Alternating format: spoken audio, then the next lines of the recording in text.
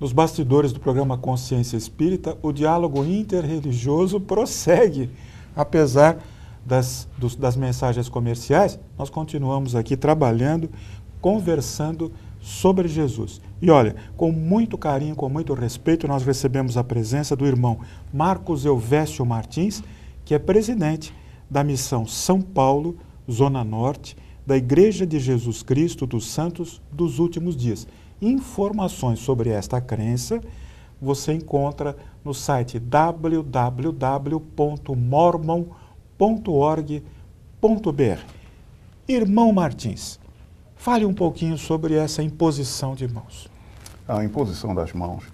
Essa é uma prática que remonta a tempos bíblicos.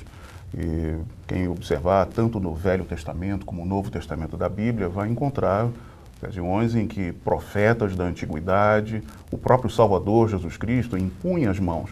Esse era um gesto simbólico, onde o poder de Deus, ou o sacerdócio, como é chamado, era utilizado então para curar os enfermos ou dar encargos a pessoas, né, dar designações de trabalho para certas pessoas.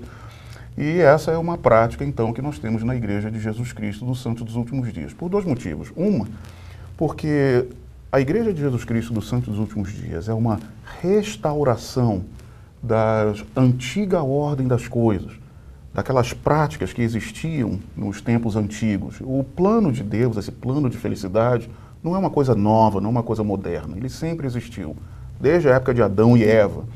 Então, muitas dessas práticas, ou desses rituais, vamos dizer assim, foram restaurados a nós nessa era moderna. O segundo ponto aqui é a questão da importância da autoridade. Eu falei, por exemplo, da importância de nós sermos batizados por alguém que tem recebido a autoridade dos céus. A autoridade é transmitida pela imposição das mãos.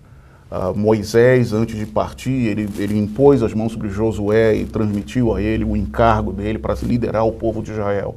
O próprio Salvador Jesus Cristo, ele ordenou os seus 12 apóstolos também pela imposição das mãos. A questão da autoridade é muito simples de se entender. Deus declarou que a casa dele é uma casa de ordem. A casa de Deus é uma casa de ordem, não de confusão. Não basta apenas a pessoa ter o desejo de servir a Deus. Ela precisa ser formalmente chamada e designada para tal. Na igreja, nossa liderança é uma liderança leiga e voluntária. Os nossos líderes, os nossos bispos, nossos presidentes, eu mesmo, nós servimos sem remuneração na igreja. Nossos missionários servem sem remuneração. Estamos fazendo isso porque amamos o Salvador Jesus Cristo e queremos que todos tenham as bênçãos do Evangelho de Jesus Cristo. No Espiritismo é o nosso caso também. Exatamente. Amor a Jesus. Nós conversamos, inclusive, na nossa conversa anterior sobre isso. Estamos unidos no amor a Cristo. E para nós a questão da autoridade, talvez seja útil usar uma analogia. Se eu precisar de uma identidade, né, um RG, não adianta eu ir no meu computador e usar um programa gráfico e criar um RG e imprimir numa impressora colorida, só eu tenho um RG. Não é válido. Tampouco vai ser válido se eu for numa gráfica na minha vizinhança e pedir lá, olha, me faz um RG. Eu preciso ir num órgão do governo autorizado a emitir aquele documento. Da mesma forma, no reino de Deus, as coisas precisam ser feitas por alguém que possua autoridade. Nossos missionários, quando vocês o convidarem, eu espero que convidem nossos missionários para visitar as suas casas. Eles querem visitar as casas, os lares de todos os brasileiros. Eles vão falar sobre esse conceito de autoridade. Que um homem precisa ser chamado por Deus, por profecia e pela imposição das mãos, para pregar o Evangelho e administrar suas ordenanças. E nós declaramos que Deus enviou mensageiros, inclusive João Batista, Pedro, Tiago e João, 3 dos apóstolos originais de Jesus Cristo, para trazer de volta à terra essa autoridade para agir em nome de Deus, para pregar o Evangelho e para administrar suas ordenanças. Então, isso é que está por trás da imposição das mãos. Muito bem. Irmão Martins, muito bem colocado.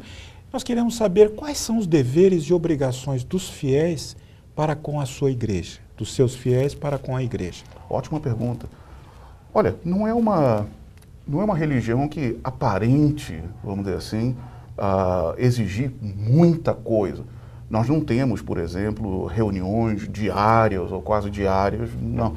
Nossas reuniões de adoração são aos domingos, geralmente num período de 3 horas, onde nós temos aulas e depois temos a nossa, nós chamamos de reunião sacramental. Mas o viver diário de um membro da igreja, de um santo dos últimos dias, ou de um mormon, como nós somos apelidados, é muito simples. Exercer fé em Deus, fé em Jesus Cristo. Viver a vida como verdadeiros discípulos, seguidores de Jesus Cristo. Então, algumas coisas que nós fazemos diariamente, fazemos nossas orações, conversamos com Deus, agradecemos pelas bênçãos que temos recebido deles, pedimos os favores e graças que nós necessitamos para nós, para nossas famílias, lemos as Escrituras, a Bíblia Sagrada, o livro de Mórmon, o Outro Testamento de Jesus Cristo, e procuramos colocar em prática nas nossas vidas aquelas virtudes que vocês também falam sobre elas, aquelas virtudes que nós podemos chamar de atributos semelhantes aos de Cristo. Jesus Cristo é o nosso grande exemplo. Ele para nós é o Filho unigênito do nosso Pai Celestial. Ele veio à Terra para sofrer pelos nossos pecados e para nos mostrar o caminho de volta à presença de Deus, nosso Pai. Então, temos algumas coisas assim. Nós observamos a lei da castidade, não evitamos ter relações sexuais fora do casamento, legal e legítimo. Guardamos o domingo como um dia sagrado, não apenas para ir à igreja, mas para ter atividades que são condizentes com o caráter sagrado daquele dia. Nós guardamos um mandamento que é chamado na igreja de a palavra de sabedoria, através do qual Deus nos ensinou que certas substâncias são prejudiciais para o nosso corpo. Então, evitamos fumo, álcool, drogas prejudiciais e estimulantes, e também guardamos o mandamento bíblico, que é a lei do dízimo, 10% da nossa renda, aqueles de nós que trabalham, têm o seu emprego, 10% da nossa renda. Essas são as coisas que eu diria assim que os membros da igreja observariam como mandamentos. Temos algumas outras coisas. Como eu falei, vamos à igreja no domingo, mas às segundas-feiras à noite nós não temos nenhuma atividade, porque essa é a noite familiar. Segunda-feira à noite, gostamos que as famílias estejam reunidas e ali, pai e mãe, ou pai, se não tiver a mãe, ou a mãe, se não tiver o pai, junto com os filhos, ou quem estiver ali, faz uma pequena reunião, por conta deles mesmo, onde cantam hinos, fazem oração, leem algumas escrituras, ou dão uma mensagem baseada no Evangelho de Jesus Cristo. E depois, então, pode ter ali um refresco, um sorvete, umas brincadeiras com família. É a noite familiar. Irmão Martins, eu gostaria que o senhor olhasse, por favor, para aquela câmera e se dirigisse aos nossos irmãos, nesse último minuto do nosso programa, aos nossos irmãos que sofrem e que precisam encontrar uma palavra de estímulo com Jesus para se soerguer. Terei muito prazer em fazê-lo. Se você está sofrendo, ou se você conhece alguém que esteja sofrendo, olha, a melhor coisa que eu posso dizer para vocês é: procure um membro da Igreja de Jesus Cristo dos Santos dos Últimos Dias. Ou procure os nossos missionários. Se os vir nas ruas, pode falar com eles. Às vezes, alguns deles, olha, não se iludam com a juventude deles. Eles são servos e servas de Deus. Eles vão ter grande prazer em visitar vocês, fazer uma oração e trazer uma mensagem que vai trazer conforto, que vai trazer estímulo para a sua vida.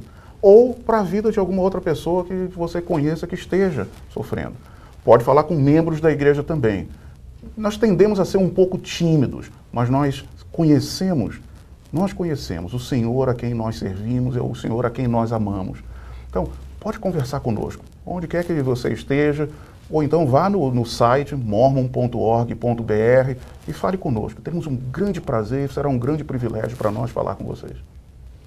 Irmão Martins, o nosso muito obrigado. Mais uma vez, a nossa satisfação em receber esse coração amigo junto de nós espíritas que respeitamos o seu trabalho e que admiramos o seu trabalho. Obrigado a você, muitíssimo obrigado por essa oportunidade.